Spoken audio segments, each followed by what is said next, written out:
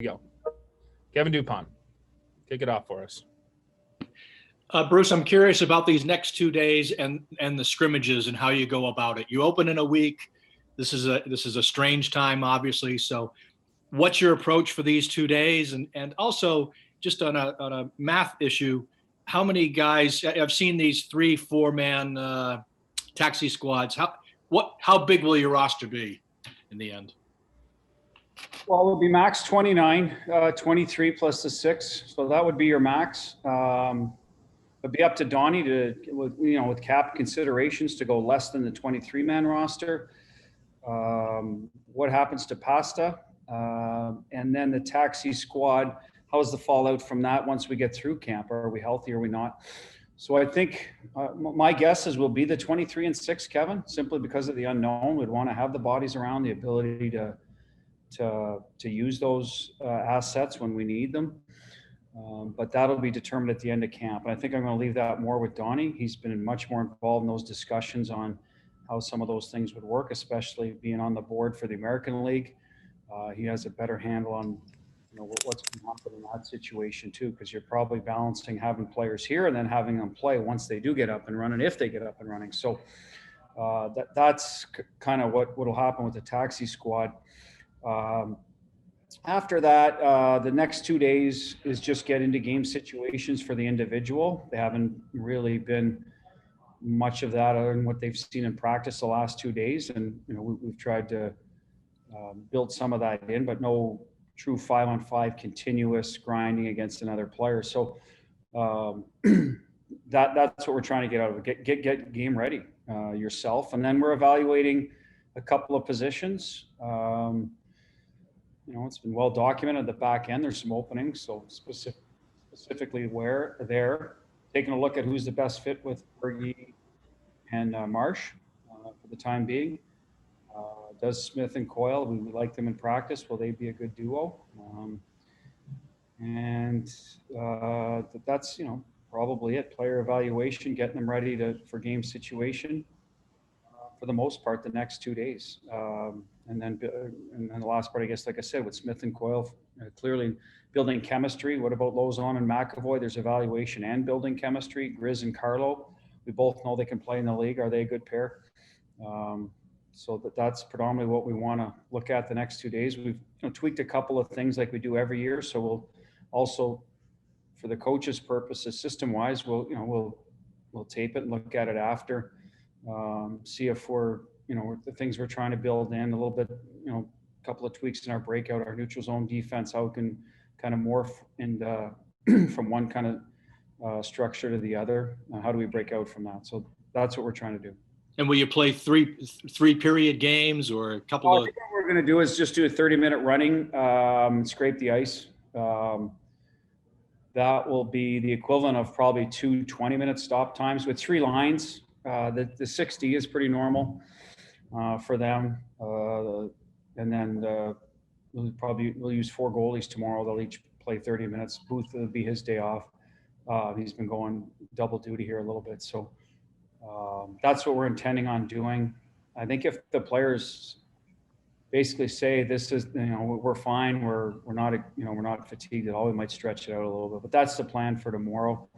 We're going to go at it again Friday. So if they feel they can get more out of it, go longer, then we might extend it, to closer to a full 60 minutes. But again, we're 3 lines each team. So, we want to make sure that the game or the play on ice doesn't deteriorate when guys are fatigued, because that also lends itself to injuries as well if they're too tired. That's great. Thank you. Thanks, Deuce. We'll go next to Joe Kayada. Go ahead, Joe.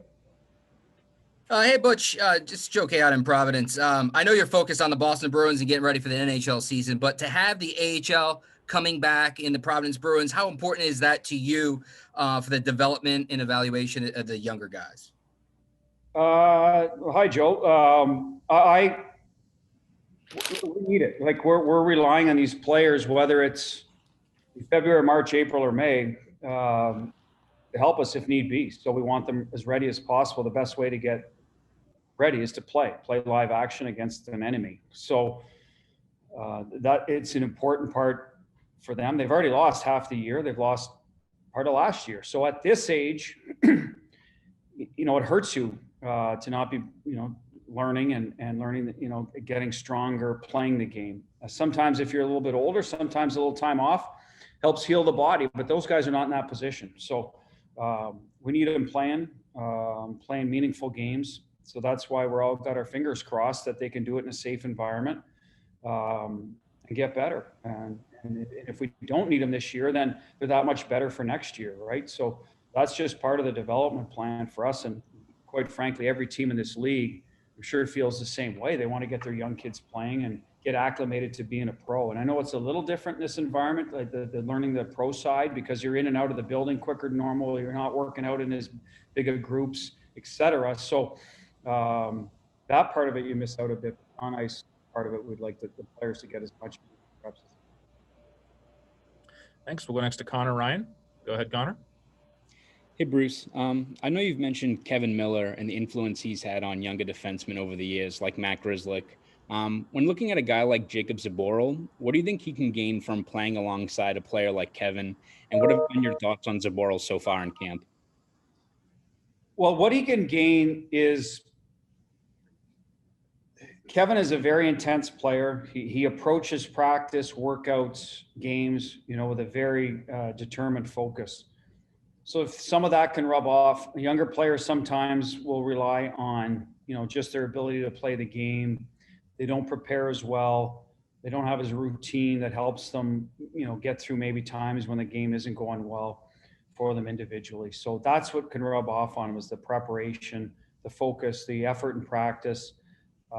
Specifically, you know, when Kevin will, you know, with Grizz, for example, years ago now, hopefully with Jacob, it's like he'll go to him and say, we're not getting scored on today on these D-zone coverage drills or the line drills. You know, we're going to shut them down, you know, and you know, this is going to be our goal today, right? So it's things like that that get you more focused for each drill. Because if, you know, in practice, if something goes wrong in a drill, you're not really held accountable, you know, except to your teammates and yourself in terms of to be better, to, you know, make the practice better. But there's no end result. There's no game. There's no 2 points on the line. So you have to find ways to, you know, challenge yourself in practice to get better in those situations. And that's what I think Kevin can do for Jacob and what he did for Grizz. And it's, you know, it's normal. I think you come out of college, come out of junior, you're one of the better players typically if you're going on to a pro career. So you've gotten away with sometimes some loose habits. Not everybody, but, you know, it's perfectly normal. So that's what we want to take out of their game and build in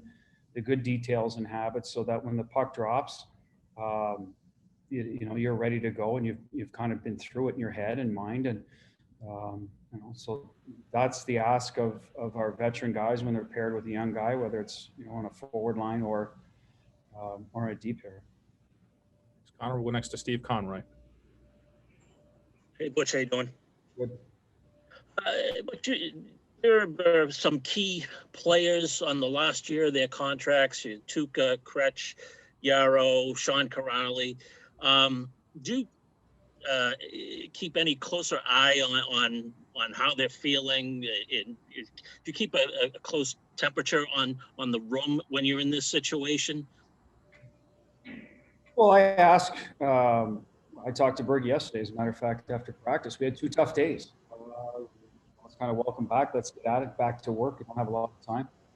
You know, the feedback was they're good, intense workouts, but, you know, if we followed that up today with another one, similar to that or harder than this, it could affect the scrimmage, you know, going forward. We want to see guys, you know, try to be, you know, well rested and ready to go for tomorrow, the 2 scrimmages, because we are evaluating a little more when it's true 5-on-5. So today was a day that we decided, and we knew this a little bit going in, Steve, but we usually take the feedback of the guys and we'll do a little more teaching today, slow it down a little bit, teach so that it's not as taxing on them. And then hopefully tomorrow they, you know, bring a little more of that battle level. So we do that with a lot of the veteran guys. Those are usually the barometer guys for us. There's different guys I ask, and then sometimes I'll go to a young guy that'll give me an honest answer. Grzelcyk's a good example of that. I've always kind of gone to him. He's a hardworking guy, he's a young guy, soft-spoken, but he'll tell me, yeah, that was a tough one today, because, you know, sometimes the old guys will try to fool you every day and tell you it's tough, so you go easy on them. But that's one good thing about our group. They're willing to work hard, they embrace it. But that's a lot of the back and forth with the veteran guys, and a little bit how things are going with the group, because it's very different. We're a tight knit group here, but it's hard to get together and really get to know one another and kind of the parameters we're working on, and that's just the way it is. So we've lost a bit of that ability, like Smitty, for example. I mean, we've hardly been able to, typically a new guy, go in, have lunch, sit down face to face, have a chat, get to know him, but it's so more difficult under these circumstances. So that's the part you lose out on. That's always been good to us here at the Bruins, and a culture that, Bergie's always, and Marsh and Kretsch have always fostered. So that's what we miss out on. But Tuukka's good. I talked to him today. He's feeling good. He's going to play. We're going to use 4 goalies tomorrow for the scrimmage. Each play a half or a period, however you want to describe it, and then go from there. But I get feedback from those guys every day, and so far I think we're trending well. Marshy too, coming off his surgery, seems to be getting through training camp very well, so that's a positive sign too. Just I guess maybe the uncertainty that guys could be feeling going into their final years of the contract. Do you address that at all with them, or you just pay attention to see how the room is feeling? Nope, I don't. I mean, that's the business side of it that they've been through before. Now both of them signed long-term deals, so it's been a while since they've been through it. But I think they understand where they are. They've got representatives that talk to them about that. I don't know who's had discussions with Donnie. I'm not privy to that right now. At some point, I'm sure that be brought up as the year goes on. What may or may not happen. We just want to get going here. That's where our focus is. So. No, I just don't feel that's my place to get involved unless it gets worked into a conversation. Like if we're talking about something, it's like, well, I got to be careful. I'm in the last. Okay, you're in the last year. You want to talk about it? Like, what can I do to help you, but still be true to our team here? So that's where the discussion would go. But I typically don't, get into the guys, business side of it. Like I said, unless it's just kind of. Organically it's built into the conversation, or they bring it up to me. Thank you. Thanks, Dave. Time for 2 more. We'll go next to Fluto and then Matt Porter to wrap it up. Go ahead, Fluto. First, when it comes to the breakout, what kind of principles do you want your players to keep in mind when it comes to options or route or outs, just to help them perhaps not compromise the defense, but we get going a little bit quicker the other way? Well, the first thing is, okay, coming out of the new, a lot of times breakouts start with a dump puck. Obviously, there's face-offs in your own on, I know that, but or an off-net shot. But typically, it's a dump in. So, how are we defending in the neutral zone? Or do we have 1D up and 1D back on the puck with a forward, or is it 2D back because of a forward's taking care of the guy kind of dumping the puck in? So it starts with that. The read on who's your out. Who's your first out? Is it a D or a forward? And then we go from there. We've always built in a wheel mentality, Fluto, where we want the D to preferably skate on a puck. His first option should be, hey, I'm going to get my feet moving and lose the first forechecker if I can. But in this league, there's a lot of guys that have a good stick, good angle, so that's not always possible. So where's my first out? Is it a bump? Is it a bump? Is the forechecker on my right shoulder, so I bump the puck to the left side, keep him there? Is the forechecker on my outside shoulder, so I bump it to the right side, and that has to be a read from your support outlet, whether that's a forward or a D, on those short bumps. All right. If it's a long rim, you're under pressure, you take a look, which is, I guess, an automatic as well. Going back on the puck, you should always be shoulder checking it, at least twice. Originally once, and then as you get closer to the puck again, in case something's happening. In the meantime, so understand where the immediate danger is from the first forechecker, and then the second level of forecheck. Where are they? Are they on the walls? If not, it could just be a simple hard rim every time. If they're not taking away the walls, easiest breakout in hockey sometimes. So those are your checklist things. Find F1. Where is he? What shoulder is he on? Where's my outlet support? And then what's coming from the next layer? And some players are able to read through that easier than others. Others guys have a tough time. Just getting past the first part of it, or that's the big enough challenge for them.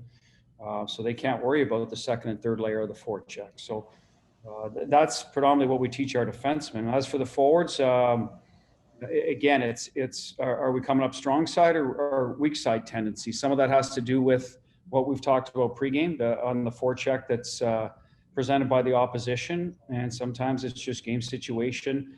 partner or the first forward back talking to that defenseman because he's got his face up against the glass. So there's communication. So that's the next big part of good breakouts. We probably got guys talking all over the ice.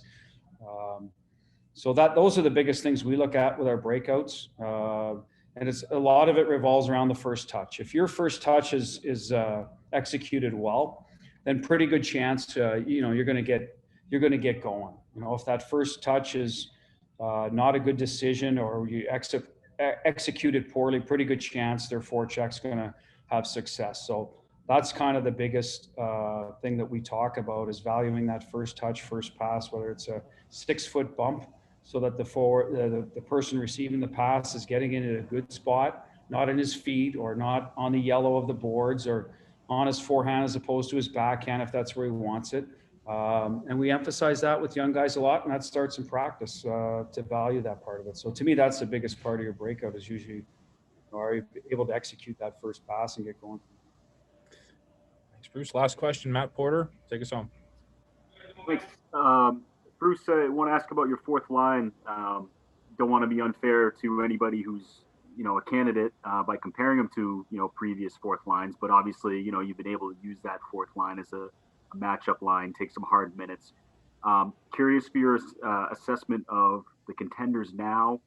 Do you expect to be able to eventually, once things gel, use that as a matchup line? And right now, through a couple days, 3 days, are there any three that really stand out?